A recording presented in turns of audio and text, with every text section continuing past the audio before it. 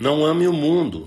Olá, espero que você esteja bem. Nós estamos aqui mais uma vez, hoje para darmos continuidade ao estudo de 1 João, hoje no capítulo 2. Mas antes vamos reforçar aqui alguns pedidos. O primeiro é que você não apenas ouça, mas compartilhe esse estudo com seus familiares e amigos. Esse estudo que está aqui no YouTube, mas também no Spotify. Então você pode compartilhar de qualquer uma dessas duas plataformas. Temos pedido também para que você adquira a Bíblia 365, porque através dela você vai ler um capítulo do Antigo Testamento, um capítulo do Novo Testamento, um salmo e um trecho de Provérbios. E também que você participe de pelo menos um dos estudos. Então, temos estudos às segundas-feiras, às quartas-feiras, às quintas-feiras, aos domingos, nossa escola bíblica, tanto da manhã quanto à tarde. Então, na descrição aqui desse estudo, você vai poder conferir aí os dias, os temas e os horários de cada um desses estudos. Dito isso, vamos para o texto de hoje, 1 João capítulo 2, e eu quero compartilhar com vocês os versículos 15, 16 e 17. Que diz: não amem o mundo, nem o que nele há. Se alguém ama o mundo, o amor do Pai não está nele.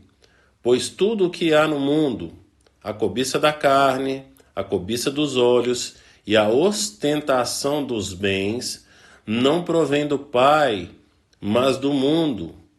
O mundo e a sua cobiça passam, mas aquele que faz a vontade de Deus permanece para sempre.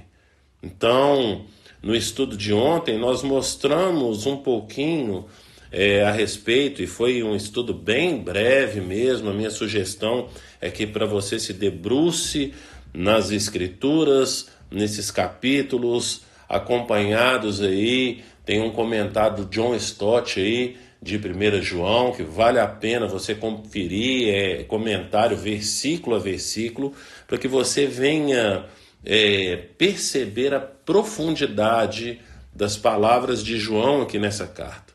Então, nós falamos ali que o centro ali do capítulo 1 é o versículo 7, que diz: se porém andarmos na luz como ele na luz está, temos comunhão uns com os outros, e o sangue de Jesus, seu Filho, nos purifica de todo o pecado.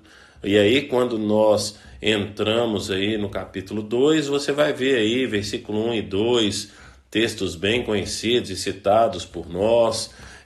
Depois ele vai citar aqui mais alguns. O capítulo 2 todo, ele é muito conhecido no nosso meio, porque ele é muito útil na nossa caminhada.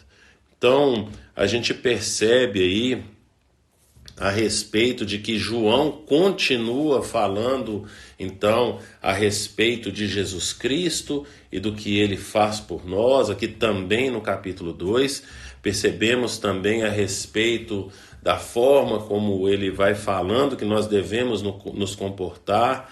E nesse trecho aqui, né, do versículo 15, 16 e 17, que ele destoa de todo o capítulo e é bem conhecido. Eu já citei essa passagem aqui várias vezes, né? E sempre frisando, olha, leia lá 1 João do capítulo 2, versículo 15 até o 17, mas o centro está no versículo 16, que fala que tudo que há no mundo, a cobiça da carne, a cobiça dos olhos e a ostentação de bens, não provém do Pai, mas do mundo. Então, esse texto, João, fala muito a respeito, então, do que não agrada a Deus, do que a gente não pode ter. Por que a gente não pode ser escravo dessas coisas? Porque se formos escravos dessas coisas, essas coisas vão nos prender nesse mundo. E mais uma vez eu insisto em falar, não significa que você não pode ter as coisas, muito pelo contrário, você pode ter tudo. Só que isso tudo não pode te ter. porque senão isso vira um Deus na sua vida e isso impede você, então, de ir para a unidade, que é algo que nós tratamos, então, no estudo de hoje, e você não vai prezar pela unidade, mas vai prezar pelo egoísmo, não é assim? Então a gente precisa estar atento a esse comportamento. Por isso que o apóstolo João fala para nós não amarmos o mundo. E aí ele vai definir aqui então no versículo 16 o que é esse mundo. São os desejos, né? A cobiça, os desejos da carne. São os desejos, as cobiças dos olhos. Então aquilo que a sua carne pede, né? E aí o apóstolo Paulo vai falar a respeito dessa luta que existe entre a carne e o espírito, porque somos pecadores. Fomos salvos por Jesus, mas enquanto existirmos nesse mundo, sempre seremos pecadores. Por isso que o João fala lá no capítulo 1, lá no versículo 8, que se afirmarmos que estamos sem pecado, enganamos a nós mesmos e a verdade não está em nós. Somos pecadores, mas uma vez pecadores não significa que nós devemos nos deixar ser dominados pelos desejos da carne. Então, o Espírito Santo, se somos guiados pelo Espírito Santo, ele vai impedir esses impulsos da carne. Martinho Lutero dizia que não tem como nós impedirmos um pássaro de pousar na nossa cabeça, mas nós podemos impedi-lo de fazer ninho. Então, a carne nos tentando, não há como nós impedirmos, porque somos pecadores. Agora, nós podemos não alimentar esses desejos e refrearmos a nossa carne, não cometendo aquilo que a carne deseja. É para isso que o apóstolo João, então, escreve esses 3 versículos aqui, para a gente não amar, né? Mas muito pelo contrário, para nós nos sujeitarmos, então. E ele nos dá ainda um estímulo, algo para a gente usar quando vier aquele desejo, às vezes que parece ser tão forte e quase impossível de resistirmos. Ele fala no versículo 17, porque o mundo e a sua cobiça passam. Um dia isso tudo vai ficar para trás. Nada disso mais vai nos influenciar, graças a Deus. Jamais seremos, né, pecadores, graças a Deus, graças ao sacrifício de Jesus na cruz do Calvário. Então o nosso olhar não deve estar preso para as coisas desse mundo, mas para aquelas que ainda há de vir, aquilo que ainda há de vir.